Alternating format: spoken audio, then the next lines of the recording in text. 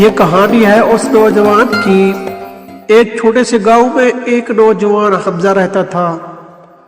حمزہ کا خواب تھا کہ وہ ایک بہترین مجسمہ تخلیق کرے، مگر اس کی محنت کے باوجود اسے کامیابی نہ مل رہی تھی۔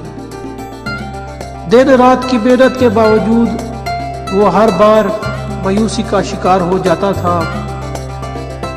ایک دن جب وہ تھک ہار کر بیٹھ گیا، اس کے استاد نے اسے ایک پتھر دکھاتے ہوئے کہا، یہ آخری پتھر ہے، اسے ایک آخری وار سے توڑ دو۔ حمزہ نے ہتھوڑا اٹھایا اور ایک زوردار وار سے پتھر کو توڑ دیا۔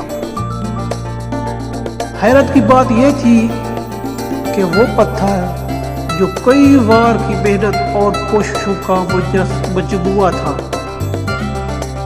اسی آخر وار میں ٹوٹ گیا۔ استاد نے مسکرا کر کہا، یہ آخری وار تمہاری تمام کوششوں کا نتیجہ ہے۔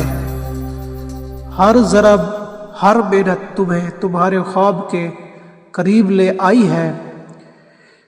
دوستو، اس کہانی سے ہمیں یہ سبق ملتا ہے کہ زندگی میں کبھی بھی ہمت نہیں ہارنی چاہیے، چاہے راستہ کتنا ہی مشکل